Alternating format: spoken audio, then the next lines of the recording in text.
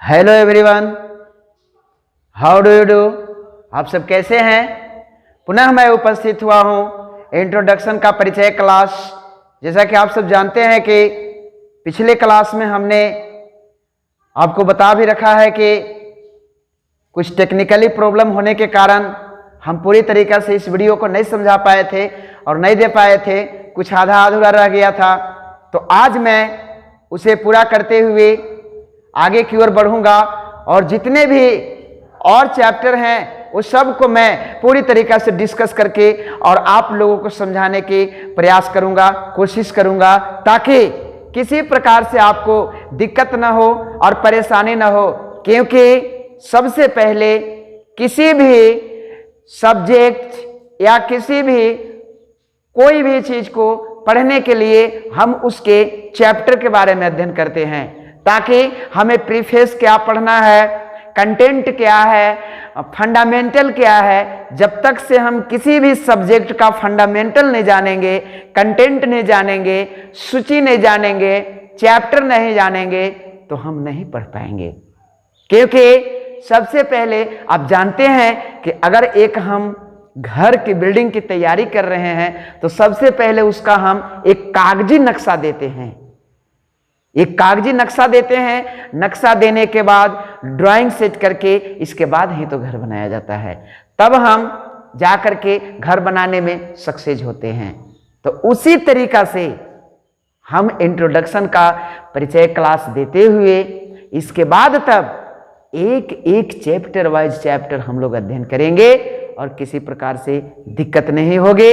मेरी पूरी प्रयास रहेगी, हमारे वर्ल्ड एकेडमी टीम की पूरी प्रयास रहेगी। तो चलिए आइए, सबसे पहले वर्ल्ड एकेडमी चैनल पर पुनः आप सबों का स्वागत करता हूं। तो चलिए आइए हम देखते हैं फिर से जहां से अधूरा हमने छोड़ा था वहीं से हम लोग, तो चलिए आइए देखते हैं।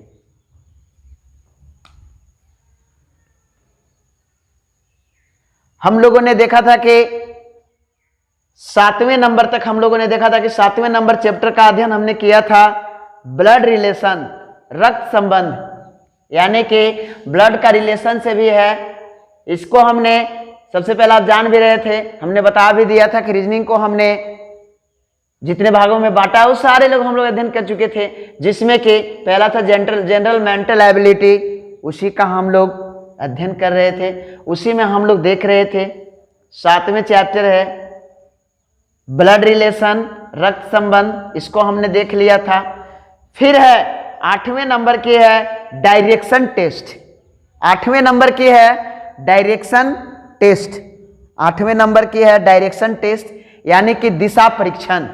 हम जब भी देखेंगे इसमें आपका ये देखा जाता है तार्किक तर्क शक्ति के बारे में, ये चीज आपसे देखा जाता है प्रेजेंस ऑफ माइंड, यानी कि किसी भी परीक्षा में इसलिए रीजनिंग पूछा जाता है कि आपकी सोच क्या है और कितना जल्दी आप किसी के बारे में सोच सकते हैं, कैसे आप उसको कॉपरेट कर सकते हैं, किस तरीका से आप उसको जवाब दे सकते हैं या बता सकते हैं। तो उसी तरीका से आपका डायरेक्शन टेस्ट देखा जाता है, दिशा परीक्षण देखा जाता है। जैसे कि पूछता है कि कोई व्यक्ति है 10 किलोमीटर उत्तर दिशा की ओर जाता है, तो उसमें ऐसे रहता है जैसे ये है नॉर्थ ऊपर, साउथ, ईस्ट, वेस्ट। तो इसी तरीका से रहता है कि कोई व्यक्ति उत्तर दिशा की ओर जाता है इतना किलोमीटर, इसके बाद वो दाएं मुड़ता है और पश्चिम मुड़ता है, पूरब मुड़ता है, इस तरीका से रहता है। तो हम लोग इसको देखेंगे ही, उस चैप्टर के माध्यम से देखेंगे। कभी कभी एंगल से भी रहता है कि इतने एंगल पर जा करके वामावर्त घूमता है या फिर पश्चिम की ओर घूमता है या फिर पीछे की ओर घूमता है या फिर दाहिने की ओर घूमता है, इसमें हम लोग देखेंगे डायरेक्शन टेस्ट में। फिर इसके बाद है क्यूब एंड क्यूबॉइड, घन और घनाभ। इसमें हम लोग ये चीज देखेंगे, क्यूब एंड क्यूबॉइड में, घन और घनाभ में ये चीज देखेंगे कि किसी भी घन का कोण रहता है, घन का कोण दिया हुआ है या फिर इसको हम अर्थमेटिकल के भी रूप में देखते हैं घन घनाभ को, या फिर फिगर के भी रूप में देखते हैं घन घनाभ दिया रहता है। इसको हम लोग अध्ययन करेंगे क्यूब एंड क्यूबॉइड को। फिर इसके बाद है डाइस। डाइस 10वें नंबर में है डाइस, यानी कि पासा। पासा दिया हुआ रहता है तो उसको हम लोग देखेंगे। स्टैंडर्ड डाइस कैसे कैसे रहते हैं, कौन सा डाइस रहते हैं, इसके अपोजिट क्या होगा, तो 1 का अपोजिट या 2 का अपोजिट, 3 का, इस तरीका से क्वेश्चन पूछता है डाइस में। हम लोग फिर डाइस को देखेंगे। फिर इसके बाद है 11वें नंबर में क्लॉक, घड़ी। क्लॉक घड़ी को देखेंगे। आप लोग देख रहे होंगे ये घड़ी है, घड़ी लिखा हुआ है, थोड़ा सा छोटा हो गया है इसलिए आप लोग इसको कॉपरेट करेंगे। घड़ी, घड़ी का हम लोग अध्ययन करेंगे। घड़ी में ये चीज पूछता है कितना बज के कितना मिनट हो गया तो कितना डिग्री का कोण बनेगा, उस डिग्री के कोण को देखते हैं। फिर पूछता है कि घड़ी एक बना दिया जाता है, घड़ी को इमेज के रूप में वाटर इमेज भी पूछता है कि इतना बज के कितना मिनट हो रहा है तो उसको वाटर इमेज में कितना कैसे दिखेगा, या फिर इस तरीका से 4 करके ऑप्शन दिए हुए रहेंगे। एक रहेगा समस्या आकृति और इधर रहेगा 4 रहेगा उत्तर आकृति। पहले यहाँ रहेगा प्रश्न आकृति ऐसे कुछ करके, और इधर 4 रहेगा उत्तर आकृति ऐसे ऐसे, और दिखा देगा कि ये वाटर इमेज कैसा बनेगा, या फिर मिरर इमेज में कैसा बनेगा, या फिर एंगल में भी बोल देगा कितना बज कितना मिनट हो रहा है तो कितने डिग्री का एंगल बन रहा है, या इतने डिग्री के एंगल में कितने डिग्री हो रहा है, इस तरीका से पूछेगा। चलिए तो आइए अब हम देखते हैं 12वें नंबर का ये हम चैप्टर में अध्ययन करेंगे कैलेंडर। ये कैलेंडर है, इसमें हम लोग देखेंगे साधारण वर्ष, लीप वर्ष। कैलेंडर में ये देखेंगे कि आज इतना तारीख है तो कल कितना तारीख होगा, या फिर मान लीजिए कि 15 अगस्त 1947 को ये दिन है तो अगले दिन मान लीजिए, या फिर 15 अगस्त 1956 को कौन सा दिन होगा, या फिर ऐसे भी रहता है कि किसी का उम्र इतना है और उसी में राम का उम्र इतना है, श्याम का उम्र इतना है, ऐसे है, तो इस डेट को हम लोग कैलेंडर के माध्यम से अध्ययन करेंगे। फिर इसके बाद 13वें नंबर में है वर्ड फॉर्मेशन। वर्ड फॉर्मेशन में ये चीज है कि डिक्शनरी का जैसा साइज लगाया जाता है, जैसे कि डिक्शनरी में सबसे पहले अल्फाबेटिकल चलता है A B C D E, इस तरीका से हम लोग वर्ड फॉर्मेशन को उसको सजाएंगे, यानी कि शब्द का निर्माण, यानी कि वर्ड फॉर्मेशन शब्द का निर्माण हम लोग करेंगे, उसमें उसको हम लोग अध्ययन करेंगे, उसका स्टडी करेंगे। फिर अगेन नेक्स्ट 14वें नंबर का, ये 14वें नंबर का चैप्टर है। 14 नंबर में हम लोग अध्ययन करेंगे मिजिंग टर्म।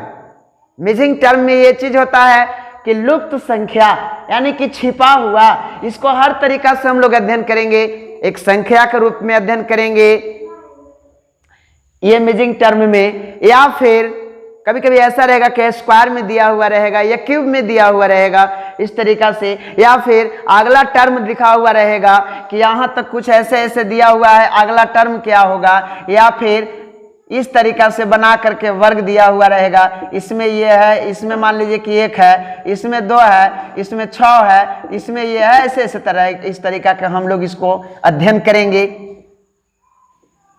फिर इसके बाद 15वें नंबर में symbol and notation. Symbol and notation यानी कि संकेत वाला, संकेत दिया हुआ रहेगा, संकेत में स्टार रहेगा, @ रहेगा, हॉच रहेगा, डॉलर रहेगा, लैम्डा रहेगा, बीटा रहेगा, अल्फा रहेगा, इस तरीका से दिया हुआ रहेगा। बोलेगा कि इसको हम लोग इससे अध्ययन कर रहे हैं, लैम्डा को हमने इससे दिखाया, बीटा को हमने इससे दिखाया, इस तरीका से रहेगा। तो उस सिंबल वाला को हम इसमें कैसे दिखाएंगे, इसमें हम लोग स्टडी करेंगे। Next to you again number of 16, 16वें नंबर का चैप्टर में हम लोग देखेंगे अर्थमेटिकल रीजनिंग, यानी कि गणितीय वाला। ये गणित में दिया हुआ रहेगा, गणित में ऐसा रहेगा कोई ज्यादा भास्ट नहीं रहेगा, जोड़ घटाव, गुना भागा, या फिर square, square root, cube root, cube, ये सब में दिया हुआ रहेगा, एक टर्म दिया हुआ रहेगा, एक सीक्वेंस दिया हुआ रहेगा और इस तरीका से बढ़ते जाएगा। उसी को हम लोग उसे देखना है। 17वें नंबर का कहता है कि arrangement of words in logical order, arrangement of words in logical order, यानी कि तार्किक क्रम में शब्दों की व्यवस्था, तार्किक क्रम में शब्दों की व्यवस्था। एक शब्द दिया हुआ रहेगा और उसी शब्द को एक रीजनिंग के तरीके पर हम लोग उसको शब्द को फॉर्मेट को सजाएंगे। जैसे ये करके दिया हुआ रहता है, dot dot, B B C, एक सीक्वेंस बना हुआ रहता है, एक ग्रुप्स बना हुआ रहता है। उसी ग्रुप को हम इसमें स्टडी करेंगे। In this chapter of study of in this group arrangement of words in logical order.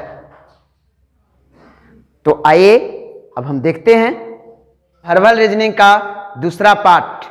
हम लोग तो पहला देख लिए, अब ये दूसरा हम लोग देखते हैं लॉजिकल रीजनिंग। लॉजिकल रीजनिंग मतलब होता है तर्क शास्त्र या तर्क शक्ति। अपनी एक तर्क दिया जाता है, एक लॉजिक के माध्यम से अपनी सोच पे, अपनी बिल्कुल अपने आइडेंटिफिकेशन पे या अपने आइडिया से या अपने thinking about this in of presence mind. तो इसमें सबसे पहला है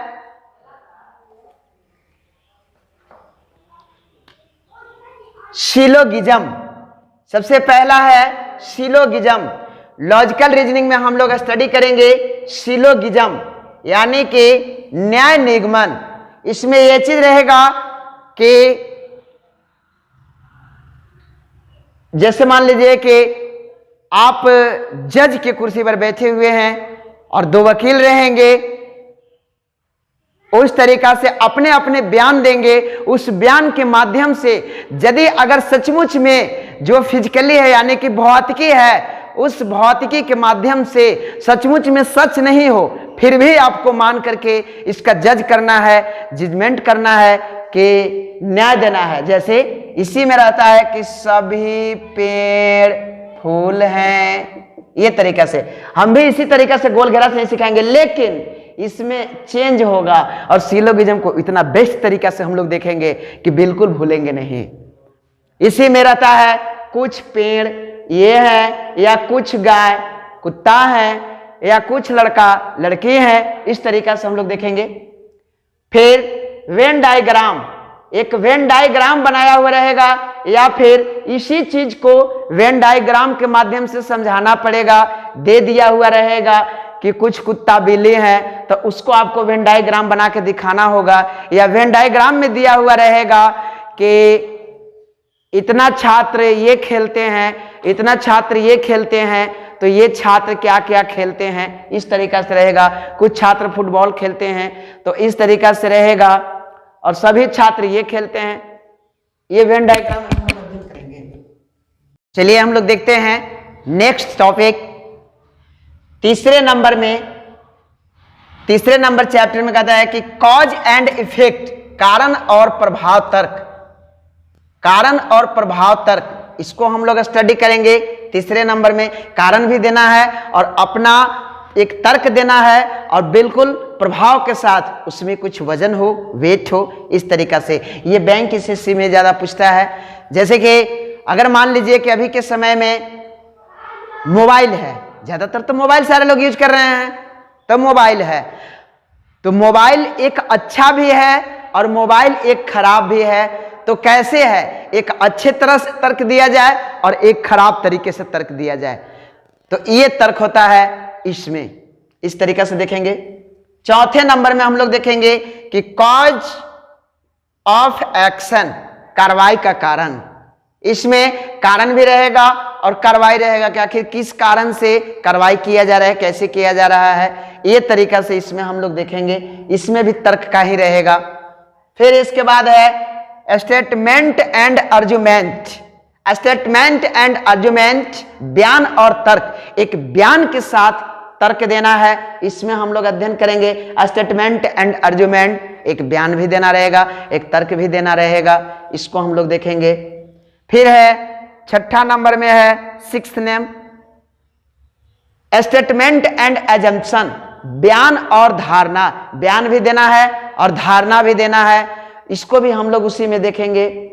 फिर इसके बाद कहता है 7वें नंबर के next topic statement and conclusion, statement and conclusion, कथन और निष्कर्ष। कथन दिया रहेगा, भले ही वो भौतिक रूप से सत्यता में सही नहीं है, लेकिन फिर भी कथन दिया रहेगा, कथन दिया रहेगा और उसी कथन दे करके 1 2 दिया हुआ रहेगा या 3 भी हो सकता है, और उससे निष्कर्ष निकालना है तो बोलेगा कि इस कथन को कौन पुष्टि कर रहा है, 1 कर रहा है, 2 कर रहा है, या इनमें से कोई नहीं, नन ऑफ दिस, इस तरीका से रहेगा। फिर इसके बाद 8वें नंबर में है सिचुएशन एंड रिएक्शन टेस्ट, स्थिति प्रतिक्रिया परीक्षण, स्थिति प्रतिक्रिया परीक्षण, इसमें हम लोग अध्ययन करेंगे कि स्थिति क्या है, कैसी है, और उसका एक विपरीत क्या प्रतिक्रिया हो रहा है, इसको हम लोग स्टडी करेंगे।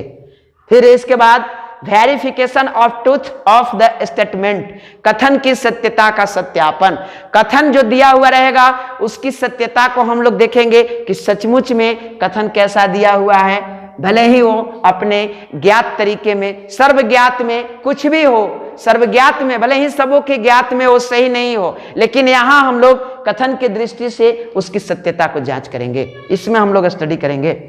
फिर है 10वें नंबर में मैट्रिक्स एंड नंबर टेबल, आव्यूह एवं संख्या सारणी, एक संख्या सारणी भी दिया हुआ रहेगा या फिर आव्यूह के रूप में दिया हुआ रहेगा, इसको भी हम लोग इसी में स्टडी करेंगे, इसमें देखेंगे मैट्रिक्स एंड नंबर टेबल, आव्यूह एवं संख्या सारणी। और तीसरा तरीका का ये है, क्योंकि पहले तो हम लोग देख चुके कि जनरल लायबिलिटी में, जनरल मेंटल लायबिलिटी में कुछ दिया हुआ था, 17-18 टॉपिक थे। फिर इसके बाद हम लोगों ने देखा कि लॉजिकल रीजनिंग में, लॉजिकल रीजनिंग में हम लोगों ने देखा कि लगभग 7-8 चैप्टर थे, 7-8 होंगे। फिर इसके बाद अब हम लोग देखते हैं तीसरे नंबर में है एनालिटिकल रीजनिंग। एनालिटिकल रीजनिंग ये है, हमने वर्बल रीजनिंग को 3 पार्ट में डिवाइड किया था, जिसका ये तीसरा पार्ट है। 2 पार्ट तो हम लोग देख चुके और तीसरा पार्ट ये है एनालिटिकल रीजनिंग, विश्लेषणात्मक तर्क, विश्लेषणात्मक तर्क, इसको हम लोग देखेंगे। इसमें रहेगा पहला जो है chapter machine input, machine input, यहां मशीन से ये नहीं कि कोई मशीन ऐसा वैसा, इससे मतलब नहीं है, यहां शब्द और संख्या से मतलब है। एक शब्द रहेगा, एक संख्या रहेगा, उसमें ये ऐसे करके नंबर दिया हुआ रहेगा, ये डाला गया तो क्या निकलेगा, इस तरीका का रहेगा, और उसको हम लोग व्यवस्थित करेंगे, उसको हम लोग फॉर्मेशन के रूप में सजाएंगे, इस तरीका से रहेगा मशीन इनपुट। फिर इसके बाद रहेगा इनइक्वालिटीज, इनइक्वालिटीज यानी कि असमानता तर्क, असमानता तर्क, जैसे कुछ दिया हुआ रहेगा, 10 टाइप दिया हुआ रहेगा और चौथा टाइप अलग रहेगा, इस तरीका से रहेगा, या फिर इससे इसको संबंध, इससे इससे तो इससे कैसे संबंध है, या फिर ऐसे भी हो सकता है कि अगर 3 है, थोड़ी देर के लिए मान लेते हैं कि मछली हो गया, कछुआ हो गया, और एक जलीय जीव का नाम बोलिए, कोई भी, मछली, कछुआ, और मान लीजिए कि बुल्लू व्हेल हो गया, ऐसे कुछ करके हो गया, और एक उसी में दे देगा गाय, तो उसको हम लोग अलग कर लेंगे, इस तरीका से दिया हुआ रहेगा। अब हम लोग चौथे नंबर में देखते हैं पजल टेस्ट, पजल रहेगा पहली परीक्षण, पजल टेस्ट, सॉरी यहाँ छूट गया है, कॉपरेट कर लीजिएगा आप लोग, इसको मैनेज कर लीजिएगा।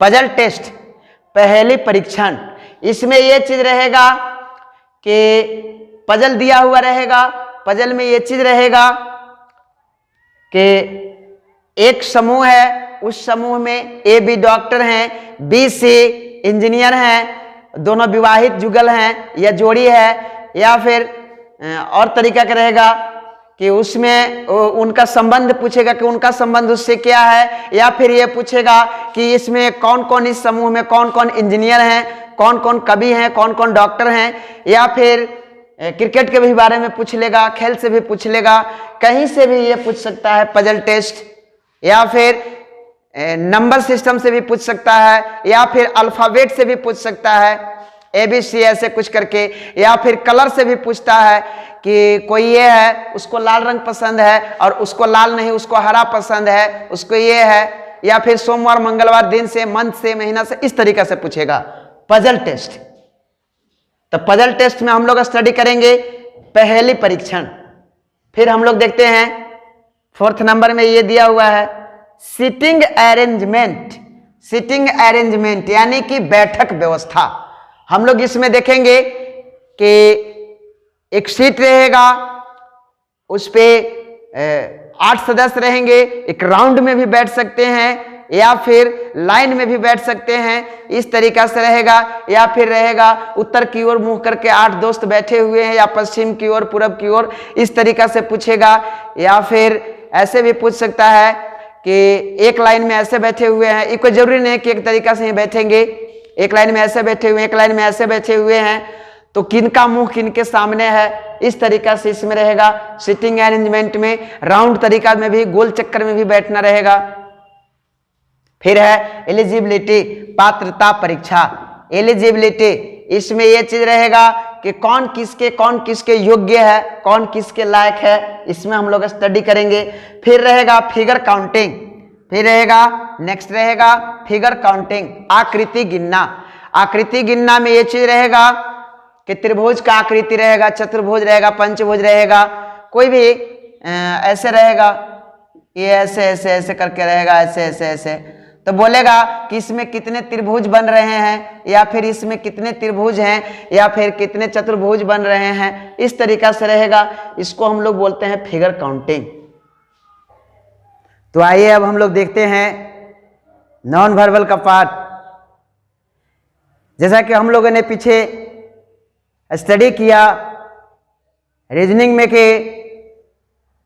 हम लोगों ने देखा कि रीजनिंग को हम लोगों ने there are 2 types of reasoning, first in verbal reasoning and non verbal, and verbal in 3 types of reasoning, first of all in general mental ability, and second in logical reasoning, and third in analytical reasoning. तो so that 1 by 1 chapter 2 according of verbal reasoning, and next part यानी second part non verbal reasoning. तो अब हम लोग non verbal reasoning में देखते हैं कि नॉन वर्बल रीजनिंग को हम लोगों ने इसमें कितने चैप्टर ऐड किए हैं, कितने कंटेंट हैं, कितने इसके विषय सूची हैं, और क्या क्या इसमें पढ़ना है, इसको हम लोग देखेंगे। नॉन वर्बल रीजनिंग में हम लोगों ने वर्बल रीजनिंग का देख लिया कि वर्बल रीजनिंग को हम लोगों ने 3 भागों में बांटा है। फर्स्ट में हम लोग देखे थे general mental ability, logical reasoning, और थर्ड में देखे थे एनालिटिकल रीजनिंग। तो तीनों को हम लोगों ने 1 by 1 स्टेप बाय स्टेप उसको हम लोगों ने देखा, चैप्टर को हम लोगों ने सारे कंटेंट को पूरा कर लिया। अब हम लोग देखेंगे नॉन वर्बल रीजनिंग यानी कि अभाषिक तर्क। इसका हम लोगों ने पहले चर्चा कर भी चुका है, उसके बारे में डिस्कस बता भी चुके हैं हम कि वर्बल रीजनिंग किसे कहते हैं और नॉन वर्बल रीजनिंग किसे कहते हैं। तो चलिए बिना समय गंवाए हम देखते हैं फटाफट कि नॉन वर्बल रीजनिंग अभाषिक तर्क में कितने कितने हमको पढ़ना है और कितने कितने क्या क्या इसमें आएंगे और कैसे आएंगे, और जितने भी होंगे ये सब कंपटीशन में हेल्पफुल होंगे। कोई भी कंपटीशन हो उस सब कंपटीशन में रीजनिंग रहता ही है। रीजनिंग कहीं भी कंपटीशन से खाली नहीं रहता है, उसको हम लोग देखेंगे। और हाँ, हम पुनः आप लोगों से आग्रह करेंगे कि हमारे वीडियो को पूरी तरीका से देखें एवं देख करके अगर इसमें कोई त्रुटियां होगी तो आप लोग अपने कमेंट के माध्यम से हमको भेजेंगे, क्योंकि हम सबों का कमेंट देखते हैं, आप सबों का एक एक कमेंट देखते हैं। और लाइक शेयर करना आप लोग भूलेंगे नहीं, क्योंकि लाइक शेयर से हमारे अंदर के एक हौसला जगती है, जुनून जगती है, और वीडियो बनाने में, लेक्चर बनाने में, चैप्टर बनाने में हम लोगों को काफ़ी सहूलियत होती है। तो आप लोग लाइक शेयर कमेंट जरूर करेंगे और ज़्यादा से ज़्यादा इसको शेयर भी करेंगे, ताकि जितने भी अध्ययन कर रहे छात्र छात्राएं या कितने भी अन्य प्रतियोगी जितने भी हैं, उस सबों को वीडियो मिले और हेल्पफुल हो। तो चलिए हम लोग देखते हैं नॉन वर्बल आभाषिक तर्क। देखिए आभाषिक तर्क में हम लोग सीरीज को देखेंगे। सबसे पहले सीरीज को देखेंगे। इसमें भी सीरीज चलता है, इसमें भी सीरीज चलता है, फिगर वाला सीरीज चलता है कि अभी ये फिगर हुआ तो फिर ये फिगर हुआ तो फिर अगला फिगर क्या होगा, इस तरीका से ये सीरीज चलता है। फिर है अनालॉजी यानी कि सादृश्यता। इसमें भी ये चीज चलता है, दिखाया जाएगा कि प्रश्न आकृति एक साइड रहेगा, जैसे मान लीजिए कि इधर रहेगा प्रश्न आकृति यानी समस्या आकृति और इधर रहेगा उत्तर आकृति, इसमें दिया हुआ रहेगा। तो बिल्कुल देखना है कि इसके जैसा सेम कौन सा है, इसी तरीका से रहेगा एनालॉजी में। फिर हम लोग देखेंगे क्लासिफिकेशन यानी कि वर्गीकरण, उसको भी हम लोग देखेंगे एक फिगर के माध्यम से। क्लासिफिकेशन वर्गीकरण को भी हम लोग देखेंगे, उसमें भी एक वर्गीकरण किया हुआ रहेगा कि एक फिगर ये है, एक फिगर ये है, एक फिगर इस तरीका से है, तो कौन कौन से कैसे कैसे फिगर है उसमें हम लोग स्टडी करेंगे क्लासिफिकेशन में। फिर चौथे नंबर में हम लोग देखेंगे फिगर मैट्रिक्स, आकृति को पूरा करने के लिए आकृति रहेगा, उस आकृति को कैसे हम लोग उसको पूरा करेंगे, या फिर कौन कंडीशन इसको पूरा करता है, या कौन सा रेगुलेशन या रूल इसको फॉलो करता है, उसको हम लोग इसको स्टडी करेंगे। और फिर है एम्बेडेड फिगर यानी कि अंतर्निहित छिपा हुआ आकृति यानी चित्र। इसमें हम लोग देखेंगे कि चित्र जो है छिपा हुआ रहेगा तो उसको काट करके अलग करना है, उस चित्र को वहां से दिखाएगा कितना पर से भाग जो है ये इस तरीका से है, कौन है कैसे है, ये चीज इसमें दिखाएगा। छिपा हुआ आकृति को हम लोग उसमें देखेंगे, एम्बेडेड फिगर में स्टडी करेंगे। और हाँ, इस बात को याद आप लोग जरूर रखिएगा कि जितने भी ये हम वीडियो दे रहे हैं और जितने भी ये लेक्चर दे रहे हैं, इसको पूरा जरूर देखेंगे आप लोग, पूरा देख करके ही और कमेंट जरूर करेंगे कि किस तरीका से है। अगर कुछ त्रुटियां होगी तो आप लोग कमेंट के माध्यम से लिखेंगे, ताकि हमारी वर्ल्ड एकेडमी टीम उस पर खरा उतरेगी और तत्पर उतरेगी, और जितना जल्दी हो सके समाधान को उसको पूरा कर लिया जाएगा, जल्द समय में पूरा कर लिया जाएगा। लेकिन आप लोग कमेंट करना भूलेंगे नहीं। चलिए देखिए अगला है कंप्लीट ऑफ फिगर यानी कि आकृति पूरा करना। हम लोग इसमें यह स्टडी करेंगे कि आकृति दिया हुआ रहेगा, उस आकृति को थोड़ी खाली जगह रहेगी, उस खाली जगह में कौन सा आकृति ला करके बिल्कुल बैठाएंगे या कौन सा फिगर को, ताकि वो सेट हो जाए। चलिए ठीक है, हमको लगता है कि आपको सब समझ में आ रहा होगा, कोई दिक्कत परेशानी नहीं होगी। यहां तक क्लियर, राइट। फिर आगे चलते हैं paper cutting and paper folding. 7वें नंबर का ये है, 7वें नंबर में हम लोग इसके देखेंगे paper cutting and paper folding. कागज काटना या मोड़ना। कागज को हम लोग कटिंग भी कर सकते हैं और उसको मोड़ भी सकते हैं कि अगर मोड़ दे तो ऐसा फिगर क्या दिखेगा, अगर कट करके हॉल एक कर दे या फिर उसको त्रिभुज के रूप में काट ले, आयत के रूप में काट ले, चतुर्भुज के रूप में काट ले, चाहे जिस तरीका से काट ले तो कैसा ये फिगर बन करके दिखेगा, इस तरीका से हम लोग उसको स्टडी करेंगे पेपर कटिंग एंड फोल्डिंग में। फिर है मिरर इमेज। मिरर इमेज, इसमें हम लोग देखेंगे कि मान लीजिए कि एक कोई चित्र रहेगा त्रिभुज का या फिर किसी भी चीज का रहेगा, उसको हम लोग पूछेगा हम लोगों से क्वेश्चन कि मिरर इमेज जो है, मिरर इमेज में ये फिगर किस तरीका से दिखेगा। अगर मान लीजिए थोड़ी देर के लिए यही पूछ दे कि ये ए लिखा हुआ है और इधर लगाया हुआ है मिरर, तो इसको ए को कैसे दिखेगा या क्या दिखेगा। इसी तरीका से वाटर इमेज में भी यही चीज पूछता है कि यहाँ वाटर है, इसमें ए कैसा दिखेगा। तो ये सब हम लोग अध्ययन करेंगे, ये सब बिल्कुल हम लोग स्टडी करेंगे, टोटल चीज स्टडी करेंगे। अभी यहाँ हम कुछ कर नहीं रहे हैं, अभी तो हम लोग यहाँ पे कंटेंट देख रहे हैं, बस उसी में थोड़ी थोड़ी बातें आ जा रही है। चलिए 8वें नंबर तक हम लोग देखेंगे और नेक्स्ट टाइम है 9वें नंबर के चैप्टर में हम लोग देखेंगे वाटर इमेज, पानी में भी इमेज। अभी यहाँ हम लोगों ने जैसा दिखाया, अभी हमने दिखाया आपको कि ए है, तो इस ए को ये वाटर में कैसा दिखेगा, कैसे दिखेगा ऐसे, इसी को हम लोगों ने थोड़ी देर पहले 8वें नंबर मिरर इमेज में भी देखे थे, इसको हम लोग डिस्कस किए थे।